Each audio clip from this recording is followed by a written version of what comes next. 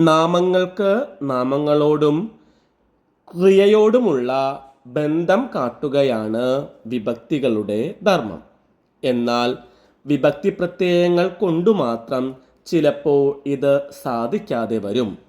അതിനാൽ വിഭക്തികളെ സഹായിക്കുവാൻ ഗതികൾ ഉപയോഗിക്കും. ഗതി ചേർന്ന വിഭക്തന്തമാണ് മിശ്ര വിഭക്തികൾ. അതായത് ഗതി ചേർന്ന വിഭക്തികളെയാണ് മിശ്ര വിഭക്തി എന്ന് പറയുന്നത്. ഉദാഹരണം, ഉപ്പു തൊട്ട് കർപ്പൂരം വരെ, മരത്തിൽ നിന്ന് വീണു. വിഭക്തി പ്രത്യയങ്ങൾ കൊണ്ട് മാത്രം അർത്ഥപൂർത്തി വരാത്ത ഇടങ്ങളിലാണ് ഇത്തരത്തിൽ ഗതികളെ ചേർക്കുന്നത്.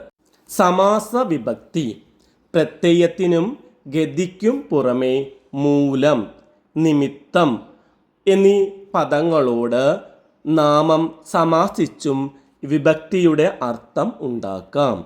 ഇങ്ങനെയുള്ള രൂപങ്ങൾക്കാണ് സമാസ വിഭക്തി എന്ന് പറയുന്നത്. അതായത് മൂലം, നിമിത്തം എന്നിവയെ സമാസിച്ചുണ്ടാകുന്ന വിഭക്തിയാണ് സമാസ വിഭക്തി. അതു മൂലം, അതു നിമിത്തം, അതു കാരണം.